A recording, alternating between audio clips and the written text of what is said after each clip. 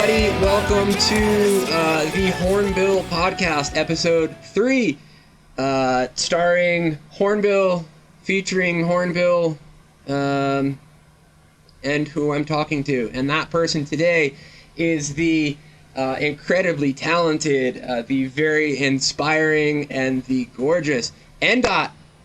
How are you? I'm gorgeous. Oh, I'm great now. I'm good. How are you? I'm doing well. I'm thrilled to be talking to you. We've had some interaction on Twitter, and we've done a few things together actually, but I haven't really talked with you, so I'm excited for that. Yeah. Cool. I like to. For how much I am terminally online, I like to also remain an enigma to everyone. So you do a very good job. You do have this presence of you are this presence online, but you're also I don't know. You're this mysterious person, and like that's just too freaking cool to me.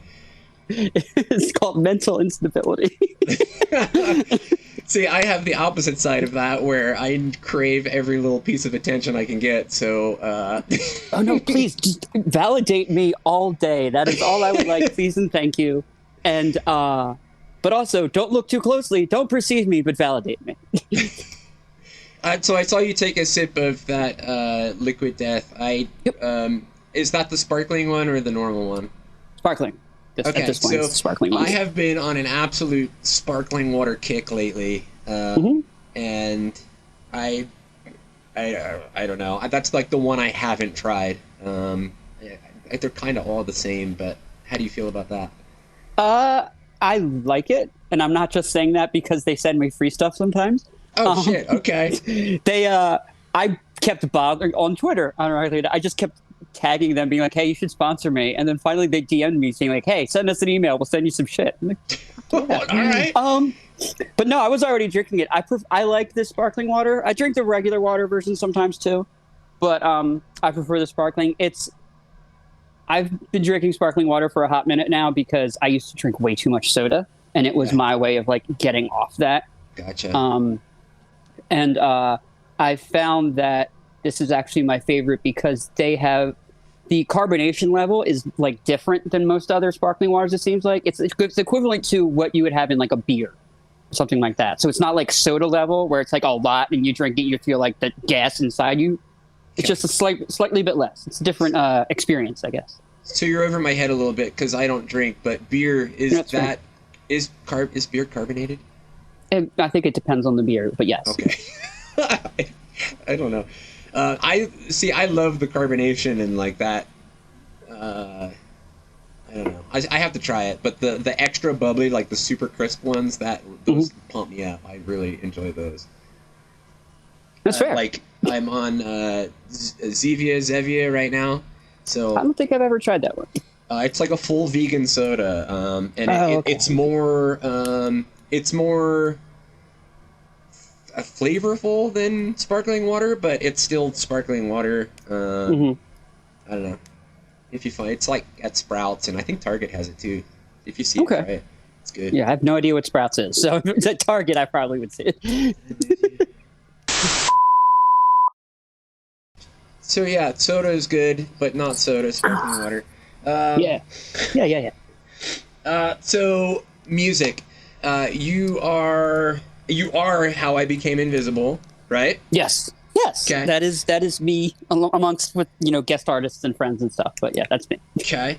You are a part of Take Today. Is that correct? Yes. I play bass and vocals in Take Today. Okay. And then Danger Club. What are you in that? I am the vocalist and lyricist of Danger Club. Okay. And occasionally songwriter. Okay, so full band, but you're just part of the band. Yes. Okay, cool. So Danger Club, talk to me a little bit about Danger Club.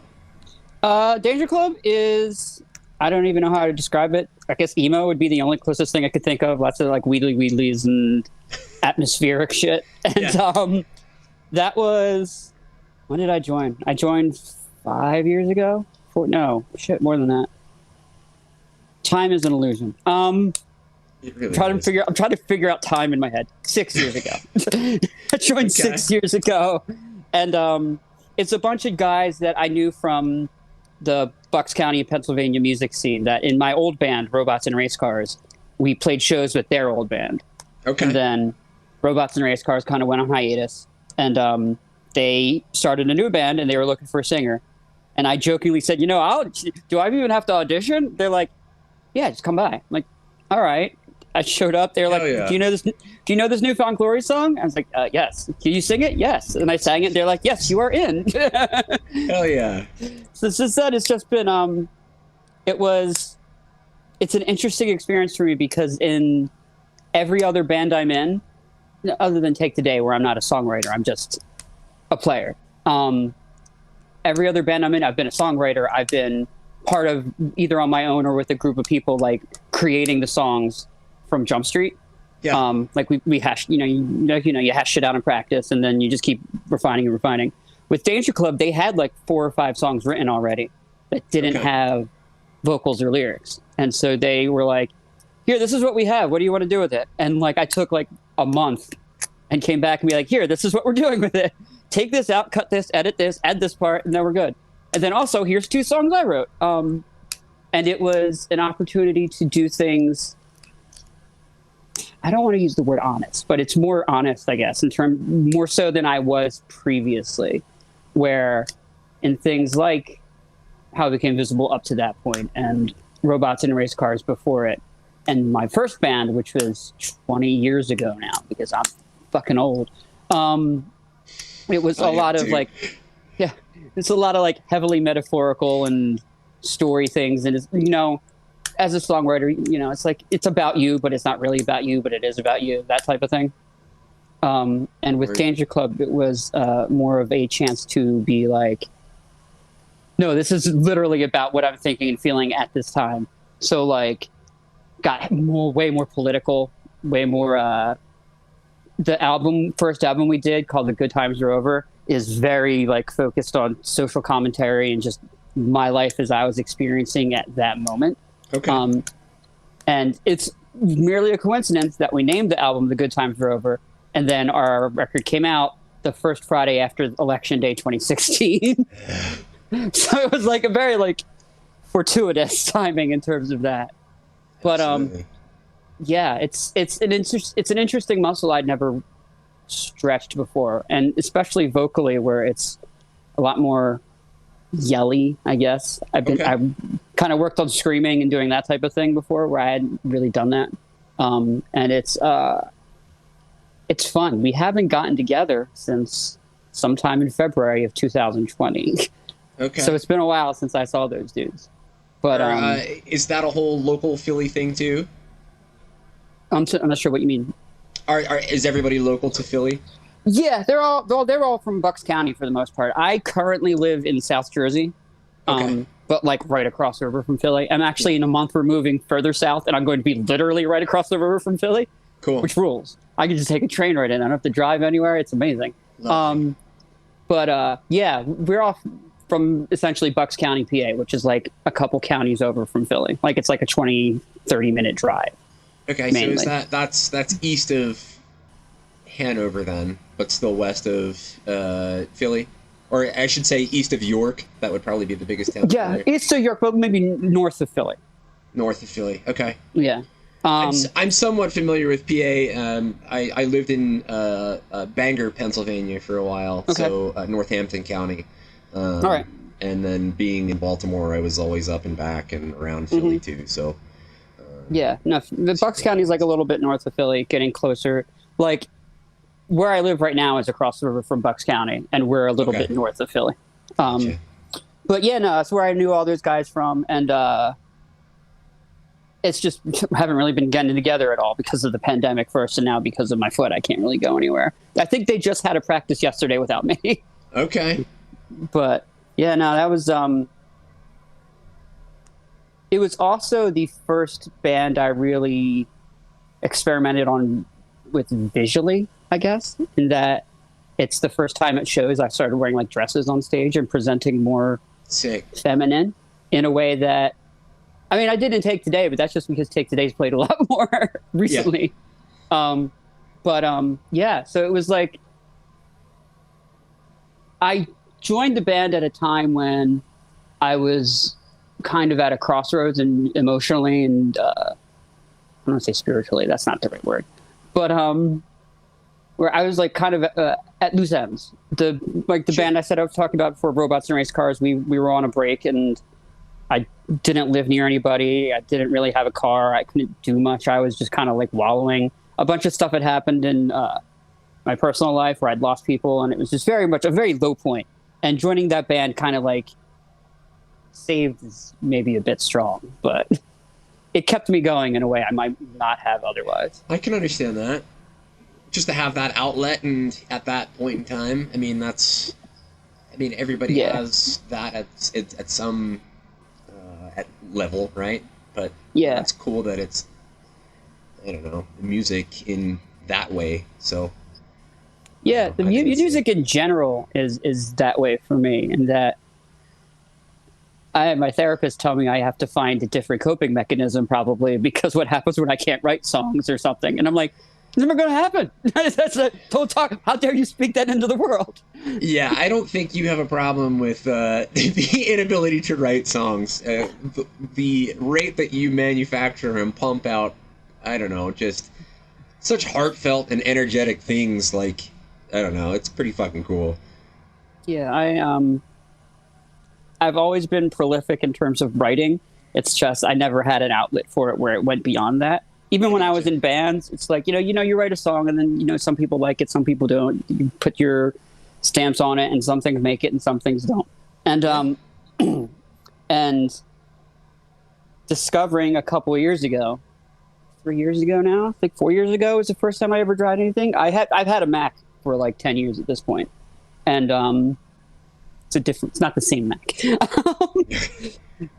Mine died in the middle of recording my first fully self-recorded full length, so I had to scramble and get a new one real quick. I have like a 10-year-old Mac desktop, and there's no fucking way that thing works anymore. So yeah. I had a MacBook I bought when a long story, but when the first solo album I did, Planetary, that was written and then eventually recorded in a regular studio, and that was all because the person I was engaged to at the time went to Japan to teach English, and then 6 months later said, yeah, you shouldn't bother coming here. Oh, fuck. So that was like a big, like, I don't know, arrow in the head, heart, chest, whatever, one of those things. Everything. And so instead of buying a plane ticket, I bought a MacBook and then wrote an album. And then, however many years later, it shit the bed while I was in the middle of recording my second full-length album on my own, and had to really, scrape together money and get a refurbished one off Amazon and all that thing. But yeah, no, it's worse than like having that much of yourself put into a project and that project to just like evaporate. Like, yeah, I've had that happen before, where a laptop just shits the bed completely, and yeah. It's devastating to a point. Yeah, I got really lucky in that I had been backing it up the entire time. That's good. I learned that the hard way to back shit up. I've lost a lot of shit too, but through other media. And the same person who I was speaking of earlier, who the Japan person, before she left, we'd gotten a storage unit with all our stuff in it. So like her possessions, most of my possessions, I kept very little because I'd moved in with friends until I found my own place at that point. Yeah. So I had like a closet full of stuff, basically. I had some clothes, a guitar, my laptop, and, a couple movies and an Xbox. And I kept saying, hey, I'm going to get that stuff eventually. She's like, yeah. And then, after we broke up, I was like, well, when am I going to be able to get that? She's like, well, when I come back, we can arrange it. And she came back and never called me. And so last year, before the pandemic happened, I had messaged her being like, hey, was kind of wondering what was up with that. She's like, oh, we emptied that a while ago. I'm like, that was like literally demo tapes 4-track tapes I recorded in my bedroom when I was 15, notebooks from my high school years onward of lyrics, and like that's insane. Photos from me of like my entire life up to that point, including photos of my cousin and my sister who both passed on, and just like basically the entire record of my existence before Facebook existed, gone. That's other than nuts. what my mom might have. Yeah, it's buck wild. So like I get it. Like you lose a lot of shit, and suddenly it's like, well, I can't ever get that back. Yeah. But discovering that I could record on my own. Back to what I started talking about in the first place. Discovering that I could record on my own in a decent way, and not just do like demos like I originally was doing. Like discovering, oh, you can mix things. Oh, I can get plugins. Oh, I can do this and that and this, and then just started building things up. That has been, I don't want to say a lifesaver, but it has been basically, if I didn't have that, this pandemic would have gone way different for me. Yeah. No, I feel that wholeheartedly. That's Hornbill started post-pandemic, which is crazy to think about. That's already been over a year. And just to have that outlet, because it wasn't there previously, I don't know.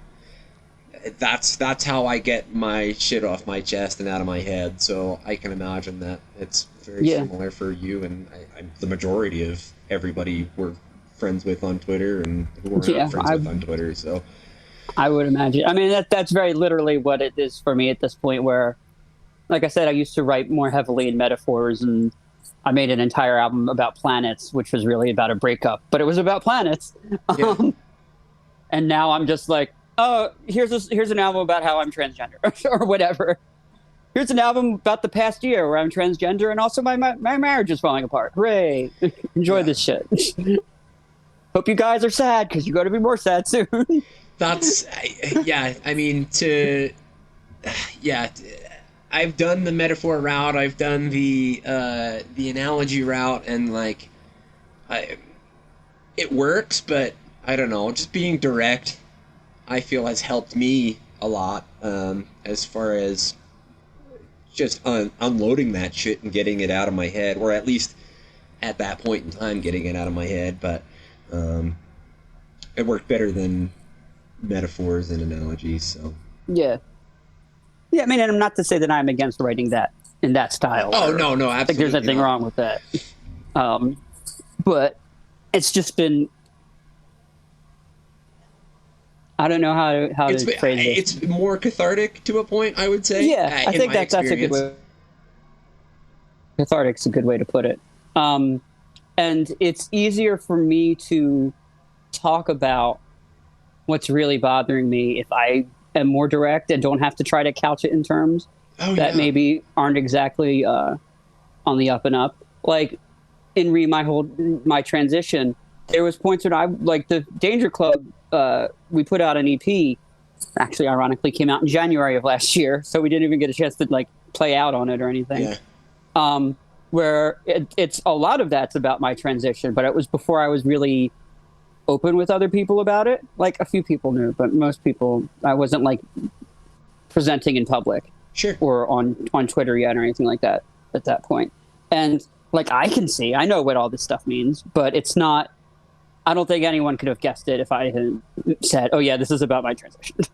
I do think that's what makes that type of lyricism special, though, is it's ripe for it's ripe for the taking. So however you want to analyze that and comprehend those words, I mean, it's up for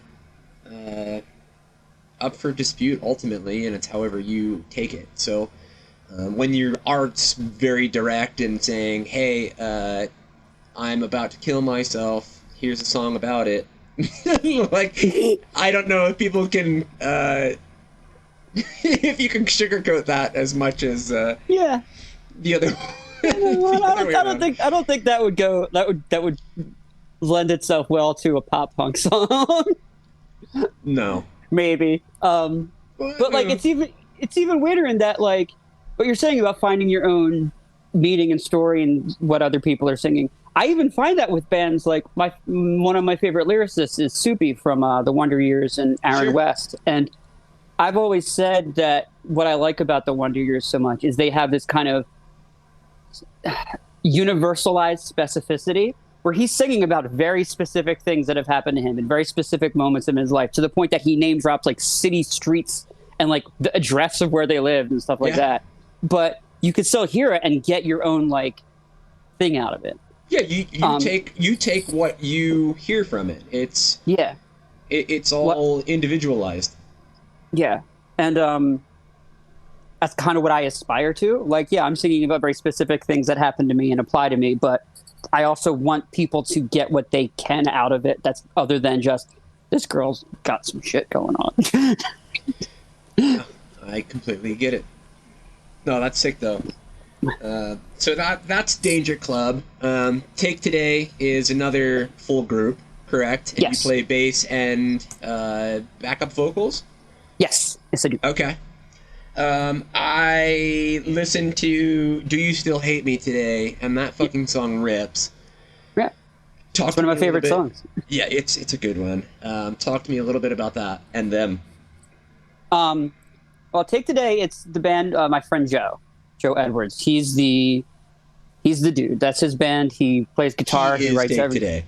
Yeah. If there was no one else in this band in it, and he had 3 other people, it would still be Take Today. Word. Take Today has been around in some form or fashion since 2003. I want to say. Shit, I saw that. Yeah, songs that have been redone and revitalized for over like 15 years. That shit's super cool. Yeah, I am, other than Joe, I am the longest tenured member that I joined in 2004. And there's been like, breaks and stuff along the way. But this feels like it's the first time when we've had like a band and it's not just me and him and other people. But we're in the middle of like 8 million recording things right now with that. Like in an actual studio at Gradwell in South Jersey. And I don't even know what I can talk about in regards to it, because there's an EP, but there's also like finishing recordings he started 10 years ago, and then there's also other stuff we're recording. Like, he's got so many goddamn plans. We're doing like ska songs now. Like, we're doing all sorts of crazy shit. Cool. That Do You Still Hate Me? That's like one of my favorite Jawbreaker songs, and we've been playing that in one form or another probably 15 years.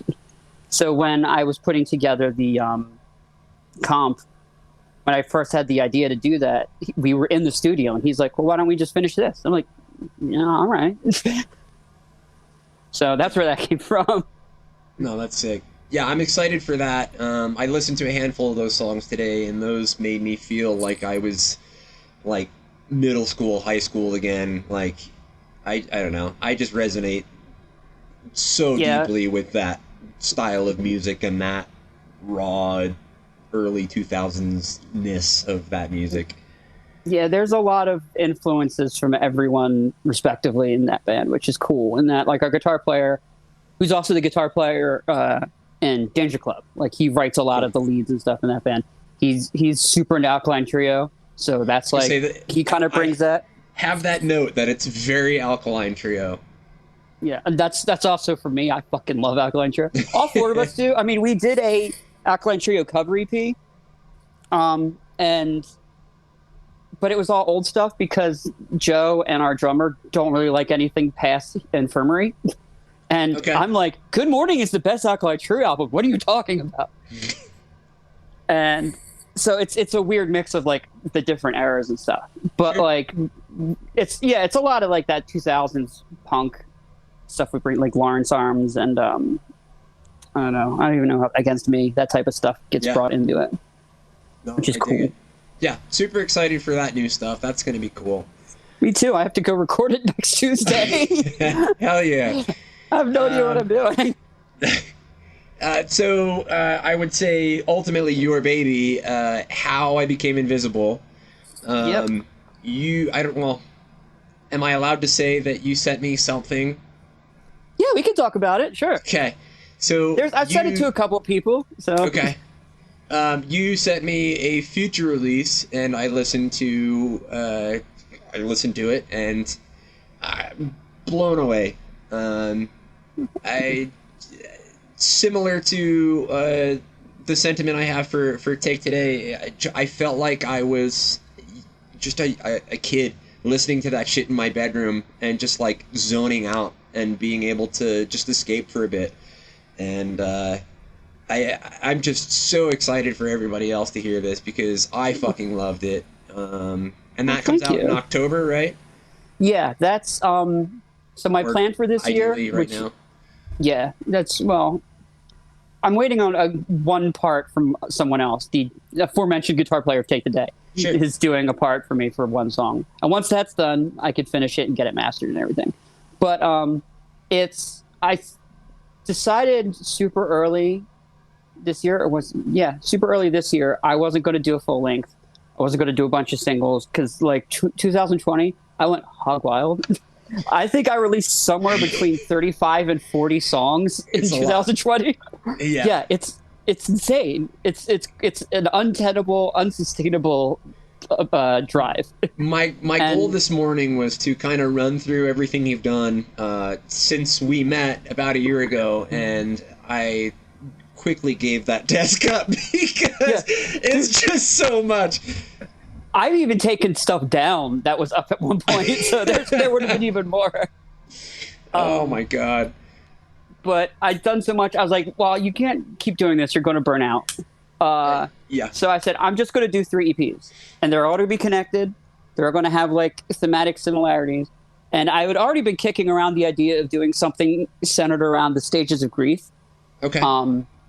So instead of making it an album where, like, each track was about one, I'm going to have the EPs, and they're all going to be themed around it. So the first EP, Low Midnight Sun, came out in February, and that's Denial.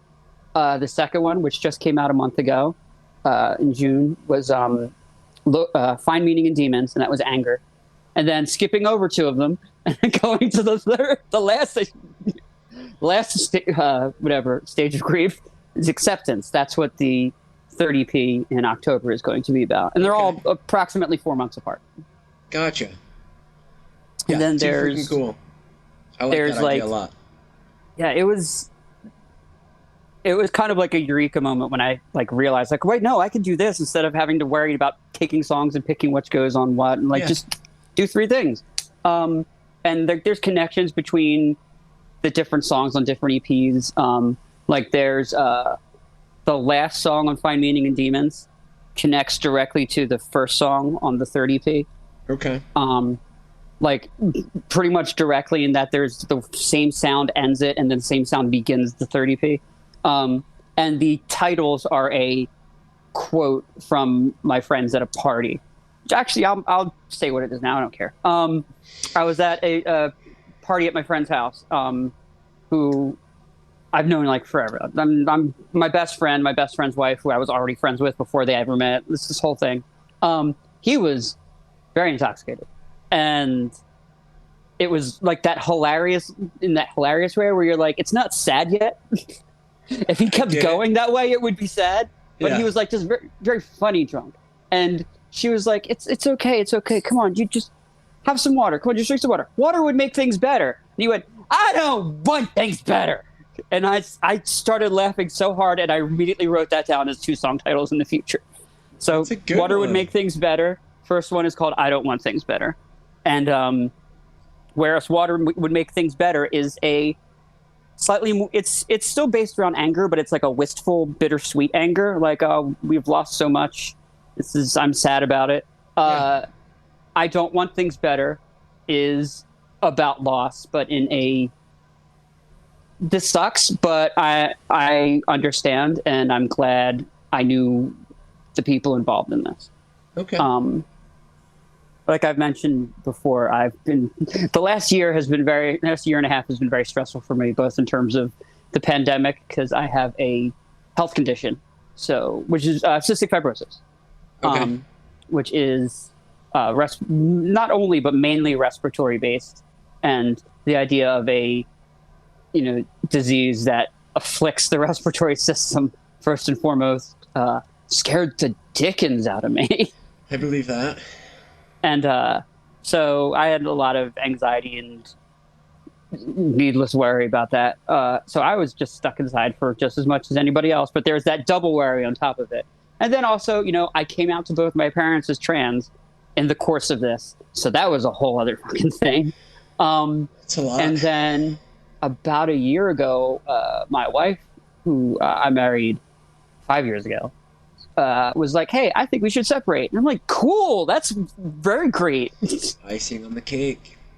But we're still living together. So I don't even fucking know what's going on with that.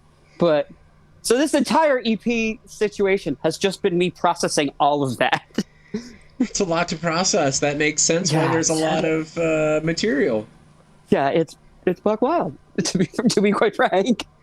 Yeah. And it's just been a lot. So trying to find I couldn't figure out how, like, this all happened before my last full length from last year, the Wave Returns to the Ocean. Mm-hmm. And I didn't even touch any of it in that because I'm like, I don't even know how to approach this. It's too fresh.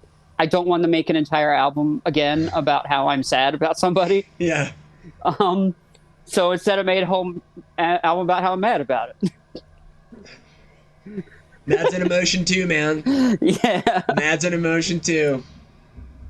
But yeah, no, but yeah, I write and record entirely too much. No. Yeah. I get what you're saying, but no.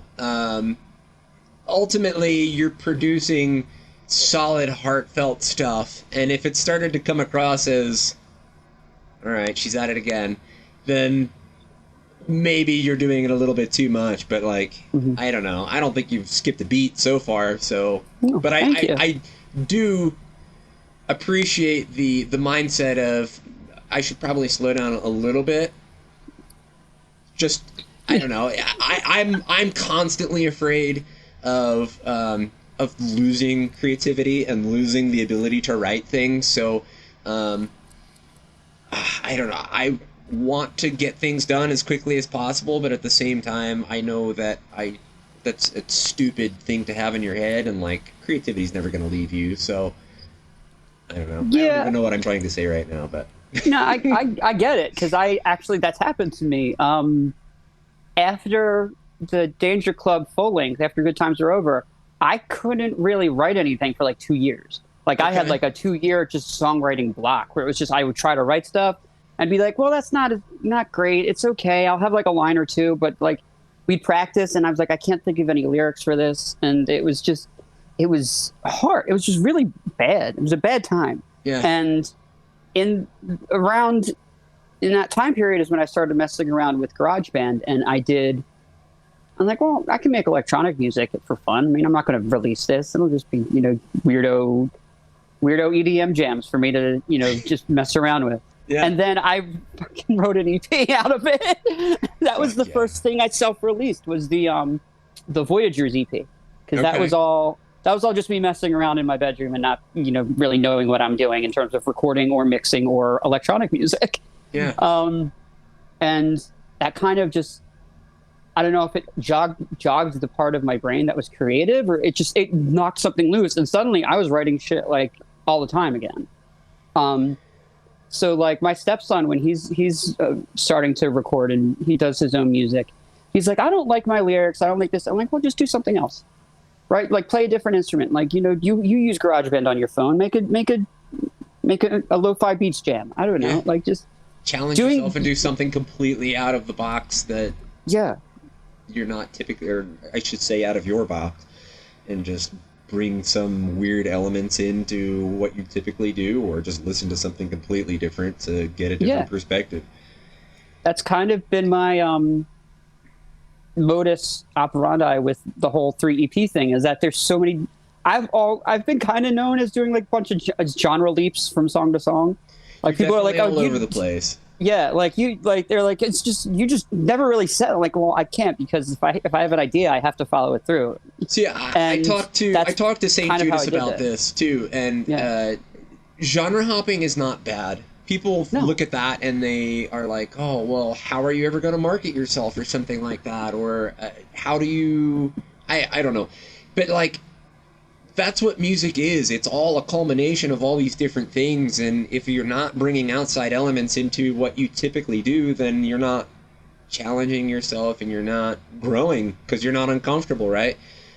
So I respect the hell out of that because, I mean, I like to think that we do a good bit of that, and yeah, you do a whole lot of it, so... Yeah. I'm like, I've never written a ska song. I should try to write a ska song. Fuck yeah. And then I have to figure out how the horns work, because I've never played horns ever. Yeah, horns are weird. And then, like, well, I like New Order a lot. I should write a New Order song, or etc.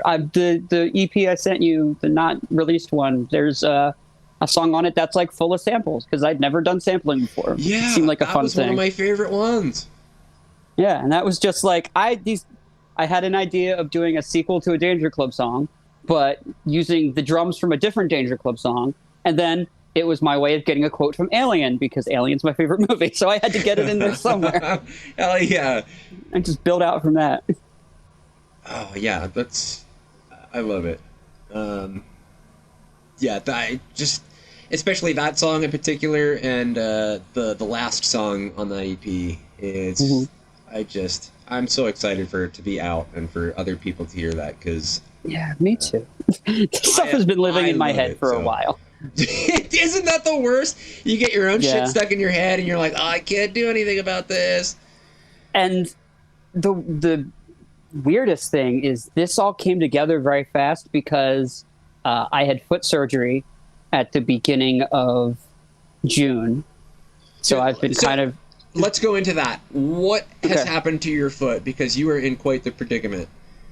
I had a knife fell on my foot, like crossways, like not point down, but like crossways, and partially severed a tendon. Sick. So I had to have surgery to repair it back at the beginning of June. And I'm still on crutches. I still have a splint. I have a pin in my foot, which is apparent. That's to keep the toe straight while the tendon heals. Yeah. Which is supposedly going to be coming out now in 10 days, which I'm very excited about. And then I'll be doing like PT and stuff. And then the beginning of August, I'm having abdominal surgery. So I had this is my hot girl bummer. It's a hot girl bummer. So it's just a mess. And because of the timing of all of that versus when this self-imposed deadline of when I needed to have things done by for the EP to come out and all this other stuff. And then agreeing to be on all these compilations that I had not really thought about until I was like, oh shit, I have to do all this work now. In the last 3 weeks, I have written and recorded that entire 6-song EP, finished mixing and mastered a cover for a 2000s emo pop punk cover compilation. Who's doing that compilation, and why the fuck was I not asked to be a part of that? I forget. I'll send it to you when I find the DM about it. I think they're still accepting submissions for it. It's not coming out yet. That's right up my alley. Sorry, go ahead. I did a song for a My Chemical Romance cover compilation, which is also still accepting things. I did a song for a 90s song compilation. I don't think they're still accepting. I did another original for a charity compilation that I was asked to do. I did 2 songs for a Bo Burnham compilation.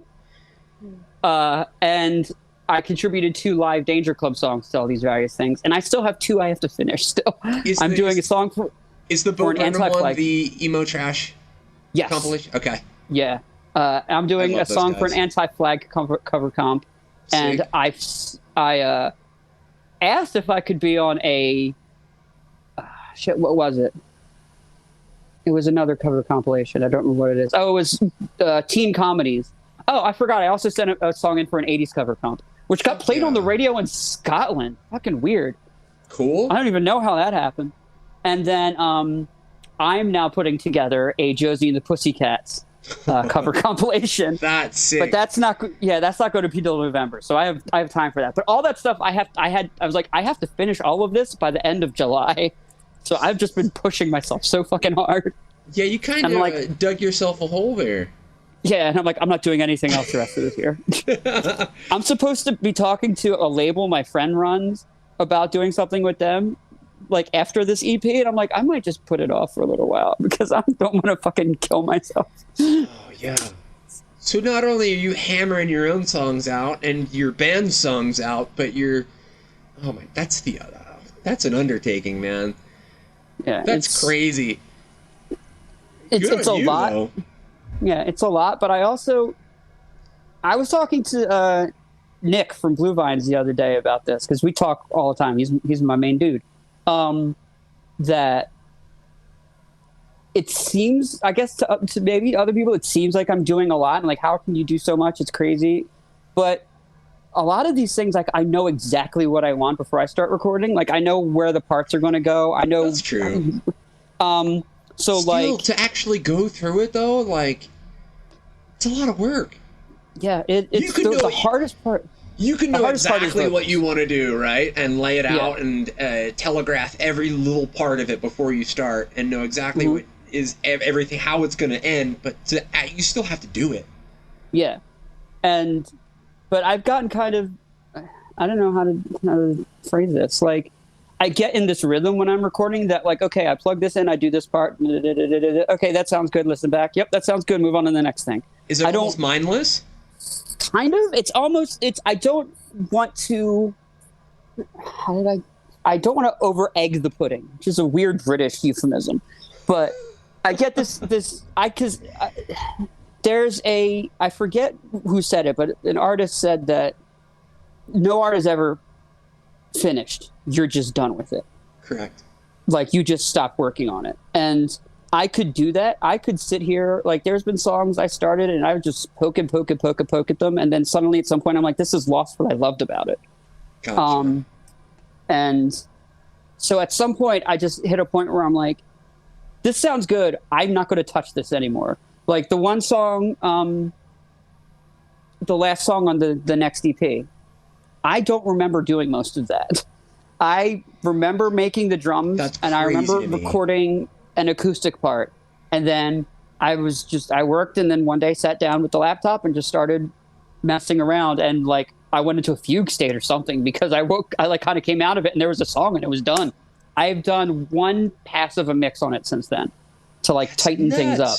And it's like, I can't make this any better. I don't want to mess with it. There's stuff I think I'm like, oh, I could add this and add this and add this, but like, I don't want to. I don't want to mess with the alchemy of it. Okay. But yeah, the hardest stuff is vocals for me because there's so much layering and it's so easy to like go off a little bit. So that's the one part where I'm like, I have to take my time and get these like as good as I can. Yeah, I understand that. Vocals are definitely tough for me personally. It's obvious through listening to it. Yeah. How is your writing process and actual recording process for vocals then? Is it you write lyrics and throw them into an already composed song, or do you compose music around what you've written lyrically? I kind of do both at the same time usually. Okay. Sometimes I'll have a musical idea and then write something to it and then do the thing like, where I'm playing it, I'm just singing syllables until I have words or whatever. Yeah. But most of the time I have a line for a song and then I build out around that. Recording wise, I'll do like a rough take like as soon as I start recording just to have a guide or something to go by. And then later, re-record it and then double it and then double it and then harmonies and harmonies and harmonies and ahs and oohs and whatever. And that's where I can kind of get lost sometimes. I overdo a lot. I love the wall of sound layering thing where you just have like 8 million, like the vocals on the second track on the EP I sent you. There's like 17 vocal tracks. No shit, like 17, really? 17 separate vocals. Wow. And it's because I just like I want to make it fuller. I want to do like make this harmony stand out more. I have like 8 tracks of oohs and ahs and stuff, and it's some of them you can't even hear, but if you take them out, you'll notice that type of thing. How it works, yeah. Yeah, and it's finding the line between doing enough and doing too much. I can understand. And that's where I struggle a lot sometimes. See, like I'll eventually like record too much and just take stuff out until it sounds better. Interesting. Okay. Cool. I've always been an overwriter. I mean, it's a lot easier to take things away than it is to manufacture something that isn't there. Yeah. Yeah. I'm also not a very good guitar player, so I have to make it up somehow. Bullshit. No, I'm not. I'm an adequate. I am fully comfortable in saying I'm an adequate guitar player. I am a good bass player. I can fully admit that. I will challenge anyone who's not a professional to fucking bass off. I am a good singer and I am a good bass player and I am an adequate guitar player, which is why whenever there's a super complicated solo, that's someone else playing it. I can understand that. But I think you're selling yourself short a little bit. I'm just going to throw that out there. You can agree with me or disagree with me. But I mean, it's fair. It's something I've struggled with a lot throughout my life, is self-esteem and self-deprecation and all that stuff. So I that's fair enough. You're talking to the king of it. Yeah. Self-deprecation. I used to get yelled at by my friends because we'd be playing shows and I'd be on stage being like, hey, thanks for checking us out. We're robots and race cars. These guys rule. I kind of suck. And then they'd come off stage and they'd be like, fucking stop it. Like, what? You just stop doing that. You make yourself look bad. Like, be like, So then I decided at one point, I was so tired of tearing myself down, I have just pulled a complete 180 and I talk about how great I am all the time. And then eventually I might believe it. When I'm in some deep, shitty depressions, I kind of just lie to myself. And at a certain point, I start to believe it. And that usually works. So, good note for anybody out there. If you're feeling shitty or if you don't really like yourself, you already don't like yourself, so lie to yourself and tell yourself that you're great and get better out of spite. Yeah, that's I said to my friend the other day, like, most of my best songs have come out of spite and contradiction. So you can't do that. Fuck you, I can. Oh man, I totally get it. All right, let's. So I have some questions for us. If you're running through those. Hell yeah. Cool. So first one is not that serious, but you're driving through the McDonald's drive-thru. What do you get? Oh, I haven't had McDonald's in a while. How long is a while? Like a year, maybe. Like I've been trying to eliminate most fast food from my diet because good for you. Part of having cystic fibrosis is, for most of my life, I had to overeat just to maintain, because people with CF don't process nutrients as well as normal. Normal is a very loaded word, but most people without cystic fibrosis, I guess we would put it. So I have to take medicine when I eat, and I have to eat a lot more calories just to maintain that. But in the last 2 years, there's a new drug they put out called Trikafta, which vastly improves the quality of life. So I don't have to do that anymore. So now I'm just trying to not eat junk, shitty food other than Chipotle. But if I was going to McDonald's, it would be breakfast. It would be something from the breakfast menu. Okay. Because I love the McGriddles and whatnot. In the grand scheme of things, Chipotle is not that bad, by the way. It's just rice and beans and whatever protein you're going to get. But hell yeah. But yeah, I would agree. McDonald's breakfast is pretty solid. Same thing here. I have not had McDonald's in, I mean, it's got to be years at this point. And I definitely crave a freaking double cheeseburger every now and then. Oh my god, you have no idea. I'll see commercials for the Burger King Bacon King or the Wendy's something with bacon on it, and I'll be like, oh god damn it, no, don't get that. I need. And I have my phone out to use I have a DoorDash open. I'm like, no. I need McDonald's to come out with an Impossible or Beyond Meat double cheeseburger so I can fulfill that craving, because I pass a McDonald's every Sunday when we grocery shop, and I'm like, fuck, man, I want a double cheeseburger so bad. Yeah, Toad, same. There's a McDonald's right near our grocery store. They're apple pies too. I grew up a tremendously fat kid, so double cheeseburgers, apple pies, and fucking fries. That was my jam. Oh yeah. Good question. Next one. What is the best show that you've ever played? Played? Okay. I thought I was going to say saw. That would be a different answer.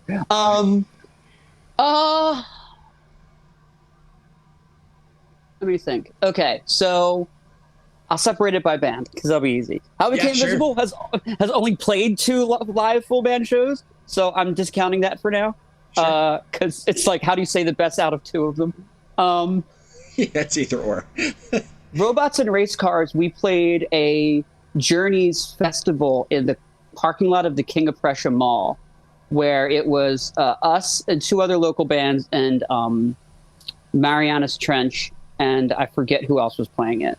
That fucking ripped, where like it was probably the most people we'd ever played in front of. Anthony Green was just off stage watching us and was like apparently digging it. So hell yeah. I'm like, hell yeah, dude.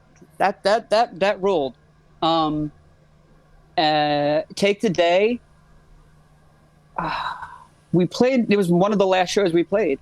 It was in the beginning of March 2020. We played at Bourbon and Branch in Philly, and that show was awesome. Like the power blew out before we went on. Like the band before us, like tripped a breaker, and it took them like an hour to fix it. So we were just like, "Are we gonna get to play? Is this gonna happen?" And then like everything came back on at once, and I was like, "Yes!"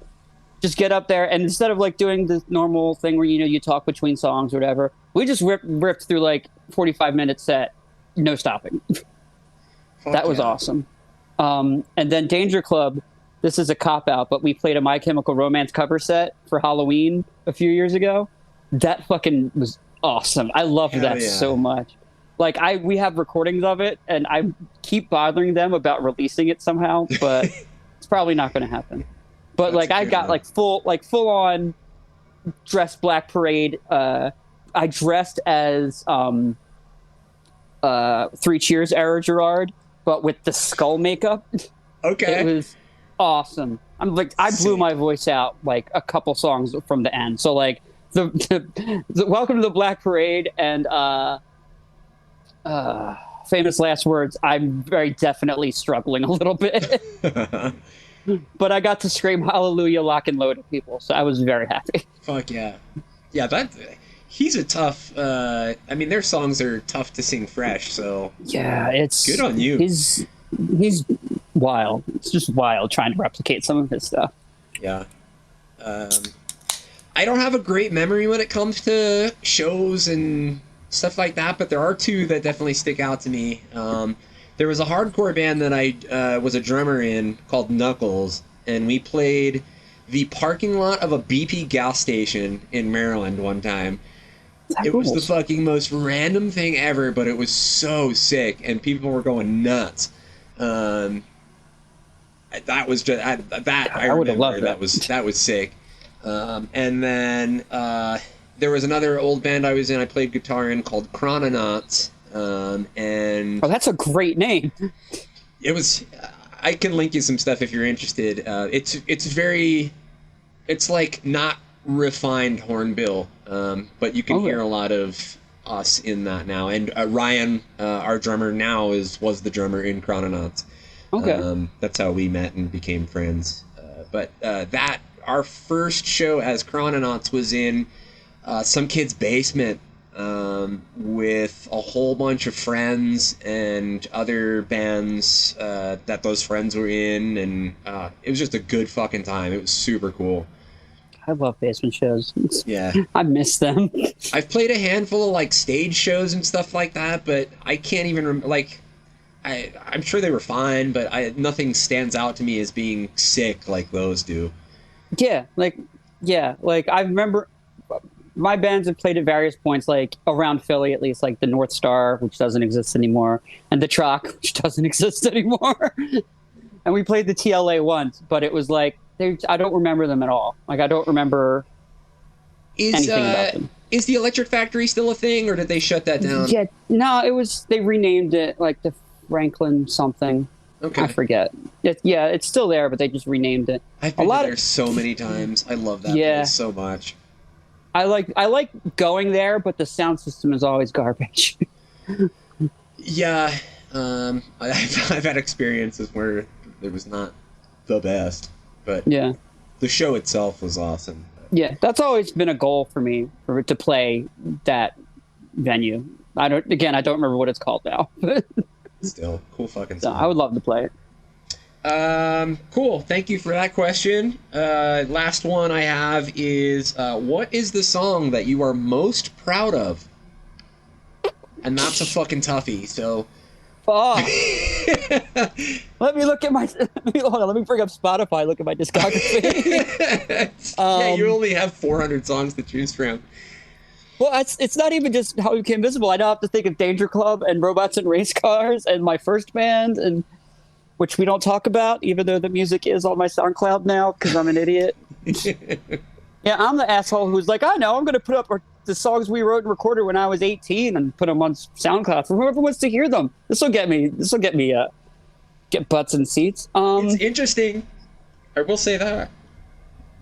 I will say, okay, there's like maybe 2 or 3 that are in contention right now.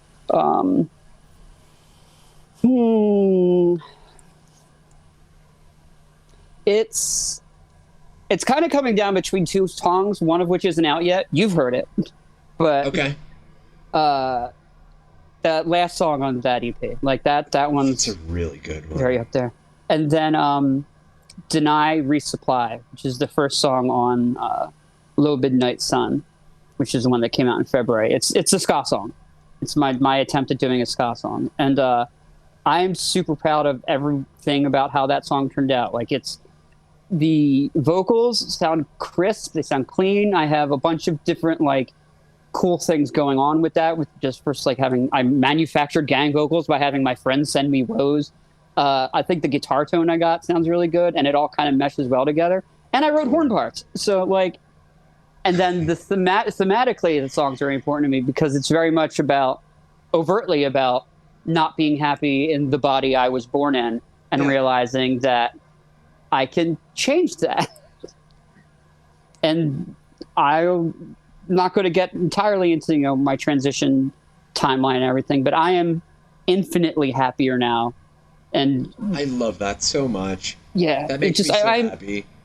Yeah, I'm infinitely happier and more comfortable with who I am than I ever have been, I think. That makes me so happy. Like, I'm so pumped to hear that. Yeah, it's been a long road.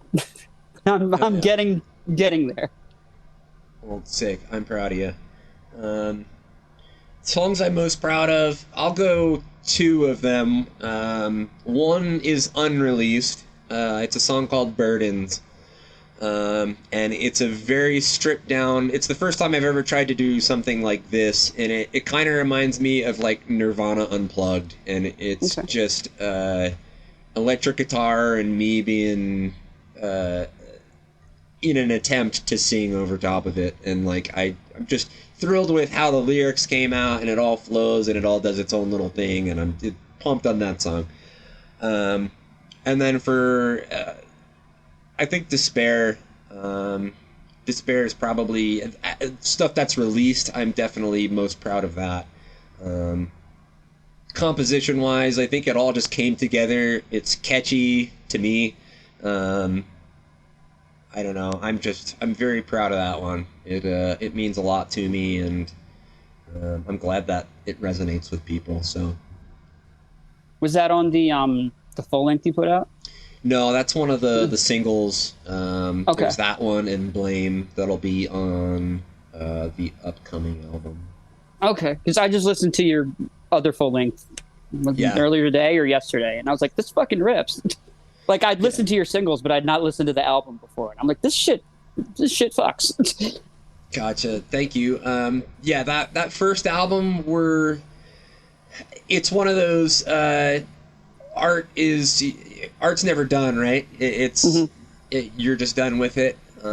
We wanted to get something out so bad at that point that we rushed a lot of things, and still very proud of it. But in hindsight, I would love to go back and do a couple of things different and better. But all that effort is going into this next album, so we're pumped on that. Hell yeah. Hell yeah. But yeah, that's questions. Thank you for everybody who sent those in. Appreciate you guys.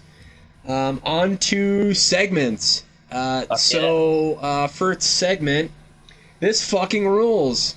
Ndot, what rules for you lately? What rules for me lately is I listen to this EP and I'm being completely straight when I say I listen to it every day, sometimes multiple times a day. The band's called Pronoun. They it's another one person group. Okay. I've come across them, but I have not listened to them.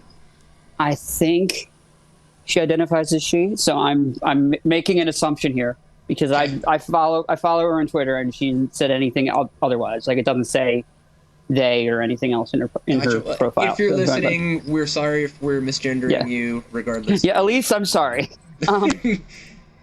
But she just put out an EP like a month or so ago called OMG, I Made It. It's so fucking good. It captures a feeling that I've been having since all of this bullshit started and kind of encapsulates it in just 5 songs. And like, Sick. It blows my mind that how well she captures it. And not even just like the feeling of being stuck inside, but the feeling of being like, of anxiety and of like not feeling like you can contribute anything, just kind of just feel, and like, but also at the same time, there's a song on it called I Want to Die But I Can't. But it's saying, and the song is like saying, I want to die but I can't because I got to keep living. Yeah. So it's a great fucking message that you see the title and you're like, oh, this is going to be a fucking depressing song, and it's not. What is the title of this EP? OMG, I Made It. OMG, I Made It. It's just so fucking good. I've listened to it twice today. I'm going to have to make sure I listen to that. Yeah, I highly recommend it. I love it so much. I saw her with the rest of the band open for Aaron Rust in the Roaring 20s. Sick. And at the Foundry in Philly, like 2 years ago. It was after Routine Maintenance came out, but before he did the... was it after? I don't know if it was after he did Routine Maintenance now. It was just a solo show. So it was just him by himself. He didn't have like a full band or anything. Cool. And then he did the record release show at Asbury where he had the full band. And I managed to go to that too. And that was fucking amazing. I believe that. Sick. Okay, yeah, my fucking rules is road trips. Road trips fucking rule. Ryan and I are gonna do a mini one tonight, really. And tomorrow we're going up to Wyoming to play for Derek Christensen for our first show up there. Not really sure what the hell to expect because it's literally seemingly in a field in Wyoming. So all 10 people that live in Wyoming might be attending, so it could be important. That rules. I mean, from what I was led to believe, Wyoming doesn't exist. So you might be driving into just a void. It does exist, and it is forever.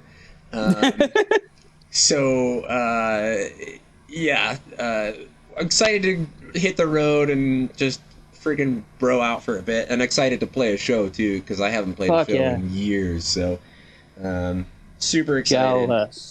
Jealous. This fucking sucks. What sucks for you lately? What sucks is seeing all these goddamn show announcements on my, not even just like bands I like, my friends, people saying, oh, like Jiraiya, that fucking asshole, he's finally playing Philadelphia tomorrow, and I can't fucking go. Laura Jane Grace played the Four Seasons Total Landscaping with Brendan Kelly from the Lawrence Arms. I can't fucking go to that. Catbite is doing a record release show. I can't go to that.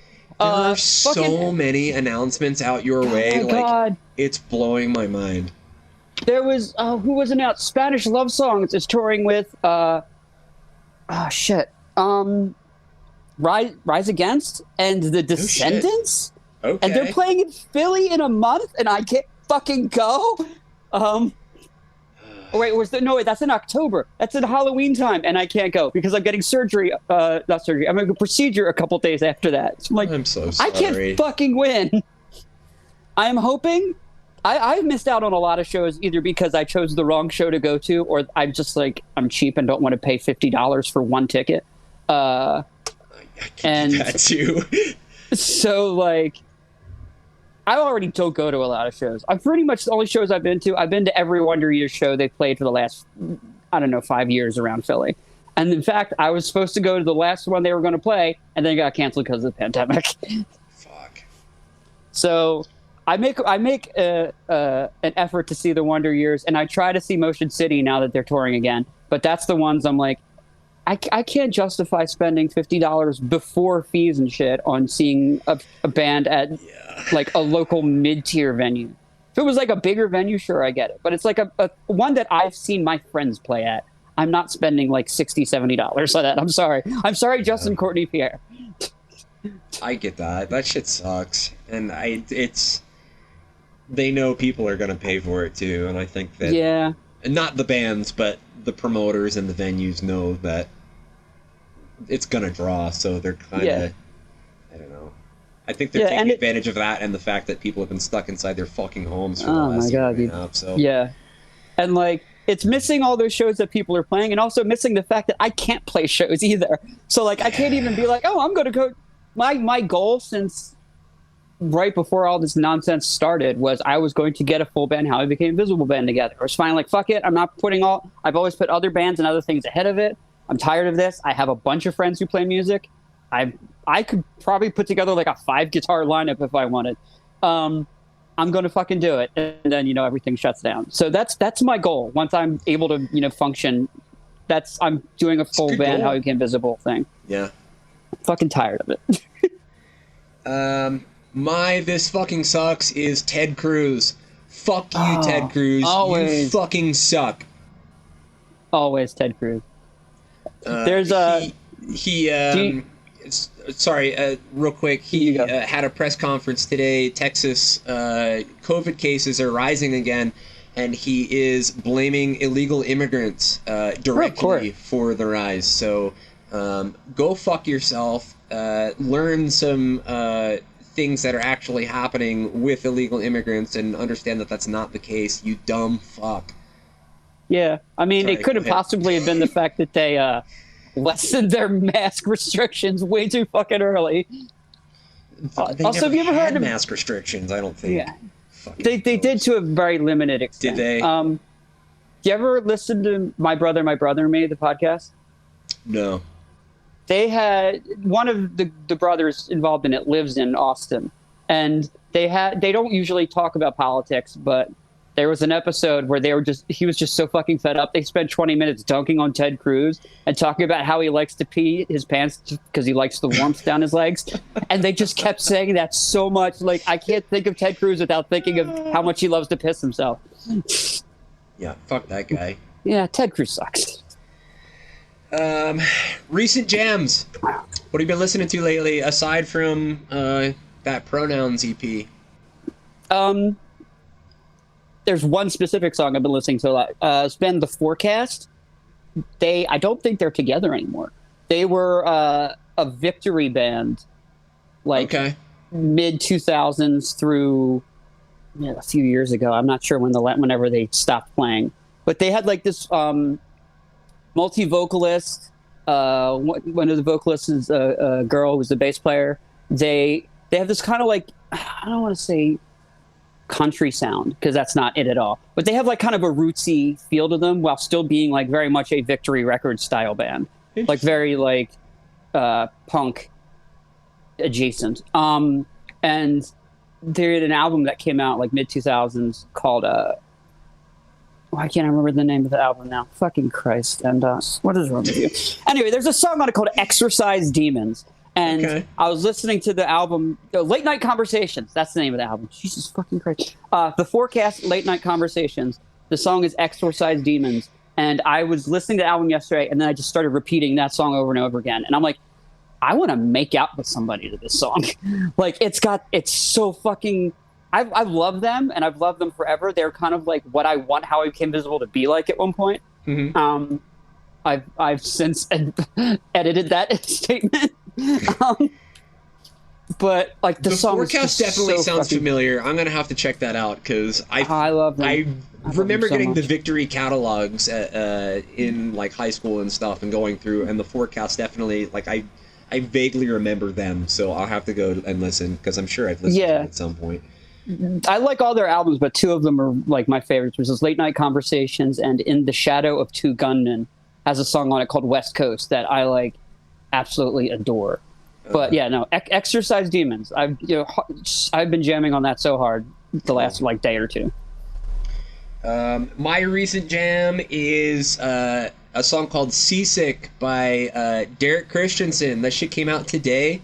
Obviously, shit. I've been playing it for a while, but that song is one of the catchiest, stupidest songs ever.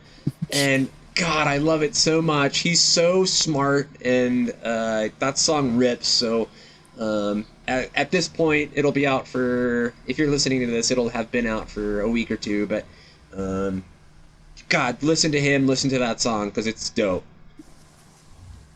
I'm going to do that when we're done. Yeah, check it out. It's a good one. I'm very grateful he asked me to do the harmonies and the chorus, and I did that for him, and we did some group vocals on it too. It's fucking cool. So next one, I woke up with this. What have you woken up with in your head that seemingly shouldn't be there, or you have no reason why it should be there? It's what's been in my head pretty continuously for the last month and a half. Fucking Bo Burnham. Fucking Bo fucking Burnham. There's the song on Inside, All Eyes on Me. The looping for the last month and a half in my head. Just like, get your fucking hands up. You don't gotta, like, over and over and over again. And it's like an amazing fucking special. It's an amazing album. He did like a great thing of art. But this goddamn song, it's gotten to the point that YouTube has started recommending me reaction videos. Oh, Christ. And I don't like reaction videos. I've never liked them. But they keep sending me ones for that song. And so I watch them. So it keeps sending me more. And it's like, I just want to see the moment in the song when he goes, you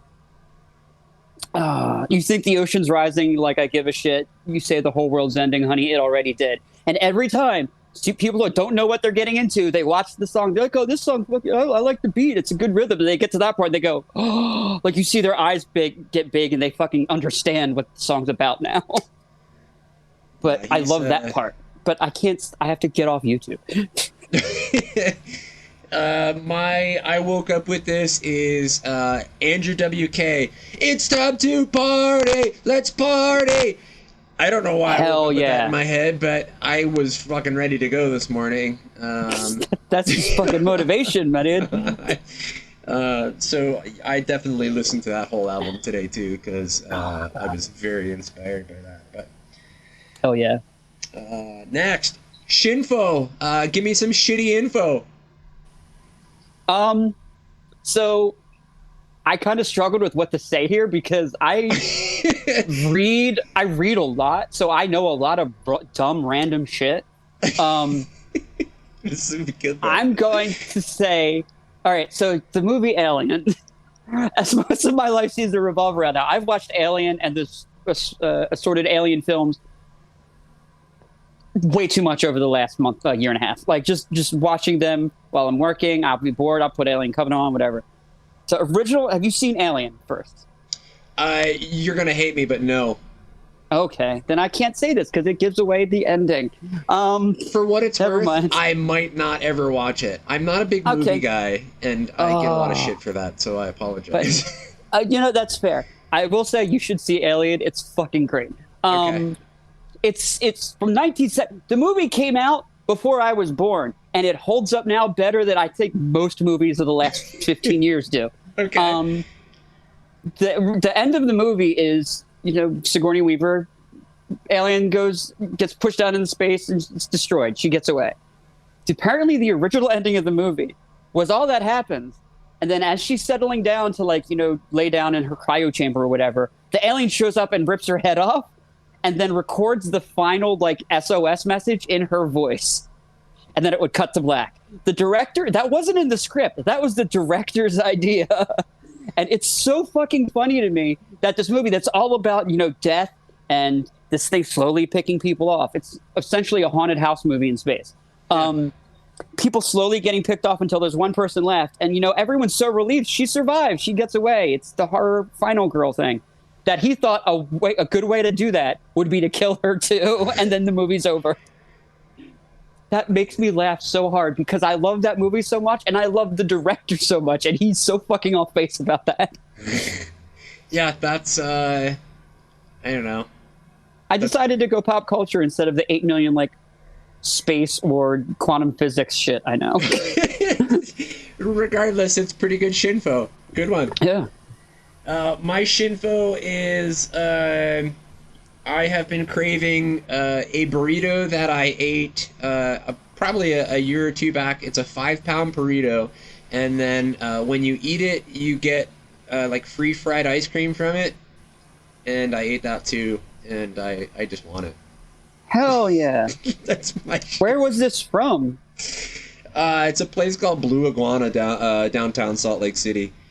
Okay, because there's the Mexican Food Factory, which is, I don't even know if it exists anywhere. It used to be I think it was a chain restaurant around not that far from where I live now. They had a thing called the Special Burrito, which was large, and if you finished it, you got free fried ice cream. Fuck but yeah. I don't know what was so special about it, but I definitely enjoyed it. Yeah, I don't know if there's anything so much special with this, other than the fact that it's giant. But yeah, that's my shinfo. Oh yeah. Okay. Give somebody credit. Who's been killing it for you lately? Nick from Blue Vines.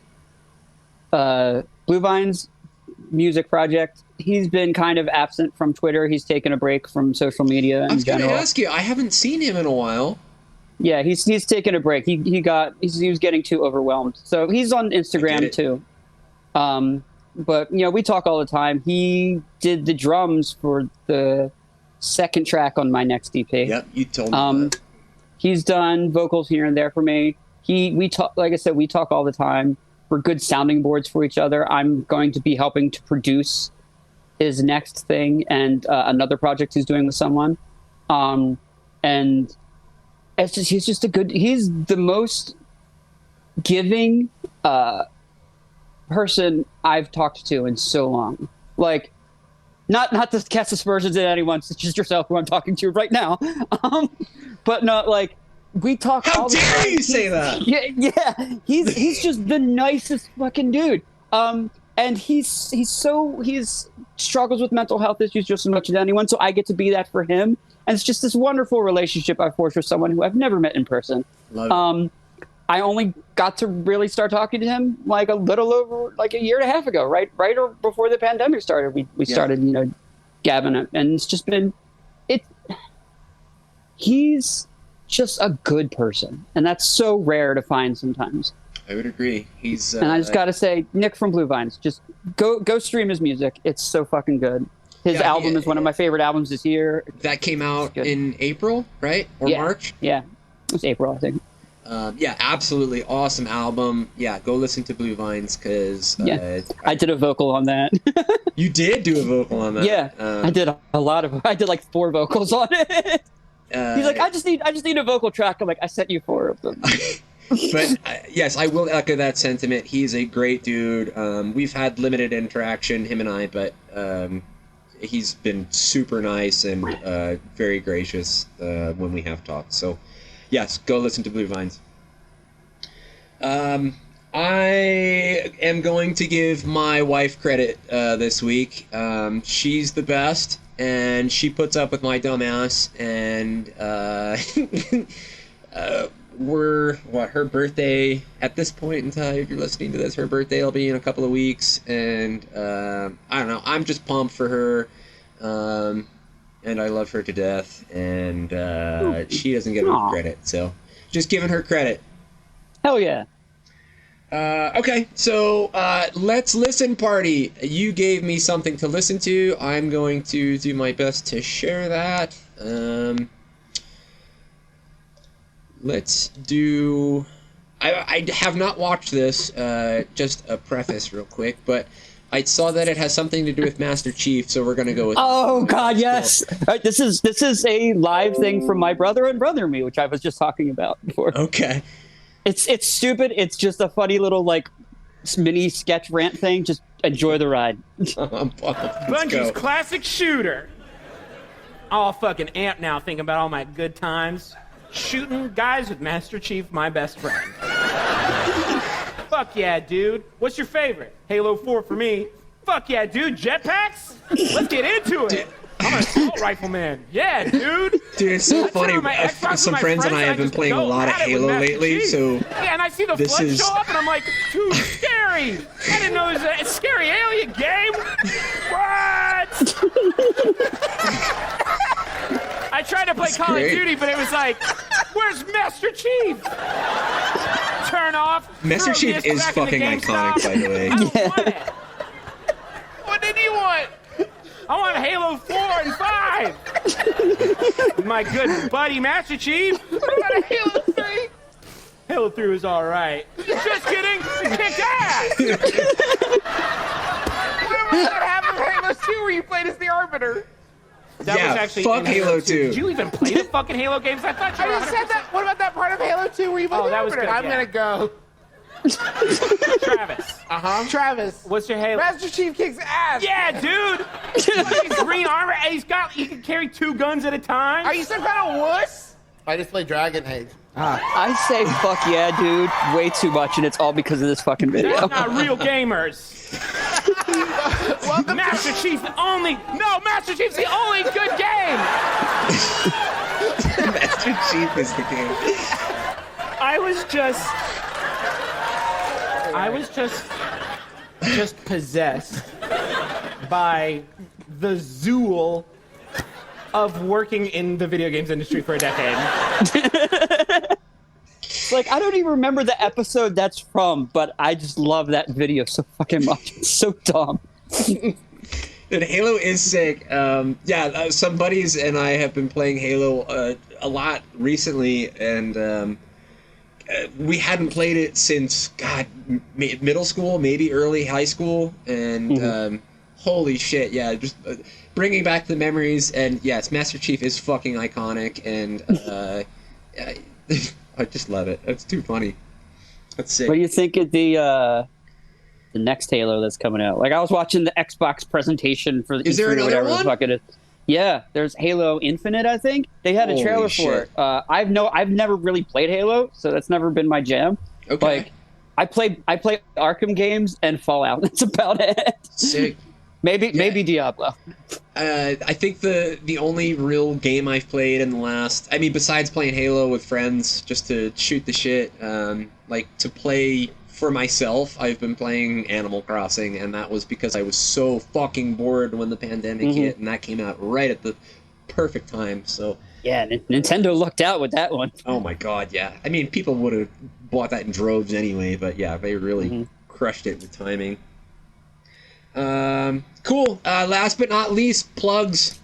Plug yourself, plug the homies. Go for it. Yeah. Oh, yeah. All right. So if you like what you hear with my caterwauling and nonsense and goings on, you can find my music at howibecameinvisible.com. It's also on Spotify and iTunes and Apple Music and YouTube and all that nonsense under How I Became Invisible. It's also dangerclubpa.com. Again, all on the various streaming services under Danger Club. And Take Today, which is taketoday.com. There are 2 bands called Take Today, so if you're looking it up on Spotify, Just look for the one that I don't even know how to identify it. There's 2 bands called Take the Day. Look for the one that did a Jawbreaker cover called Do You Still Hate Me? If you see that, that's the right one. If it's not, it's a band from Scotland who keeps trying to steal our shit. I'm calling them out. I got beef. Follow me on Twitter at Ndot.Reed, Ndotreed. I spend way too much time on that fucking bird app. You are on there. Same thing on Instagram. I'm on Instagram, Ndot.Reed, same thing. I'm not on any other social media. I deleted my Facebook. I got rid of Snapchat. I think I'm on Tumblr, but I don't update it. And you know what? Stream Jiraiya. Stream St. Judas, stream Blue Vines, and listen to the new Spanish love song single because it fucking rips. Yes, I echo all of that. Do it. Well, yeah, cool. Go ahead. So Jiraiya's the fucking future. That kid blows my mind, the shit he comes up with. I have not had the pleasure of interacting with him, but I do listen to some of his stuff, and his brain is on another level. Yeah, I don't know how he does it. He's so goddamn young. Yeah. Infuriating. But yeah, absolutely go listen to all those guys. Go get and follow Ndot on Twitter and everything, and How I Became Invisible, Take Today, and Danger Club. Obviously, go listen to all that shit. Anything you want to part with? If you want to be a girl, you can just be a girl. I came across that post today, and yes, if you want to be a girl, you can just be a girl. Just do it. Yeah, if you're struggling and you feel like you have something else inside you, you have another identity you wish to, just do it. If you don't feel safe, assuming you feel safe doing it. If you don't feel safe, yes, keep that keep it within your heart, and then release it at an appropriate time. But don't ever let fear of what others think hold you back from being who you truly are. Amen. Those are words to freaking live by. Cool. I think that's the perfect spot to end this. Thank you so much for talking. Well, thank you for having me on. Freaking flew by. Absolutely. I absolutely wanted to have you on. I was so pumped. When I posted this whole thing, the support and amount of people that wanted to be on, immediately was overwhelming. So I'm just super grateful. Yeah, thank you again. I appreciate the hell out of you. And, thank you. I appreciate you. Cool. Well, that is episode 3. We will see you next time.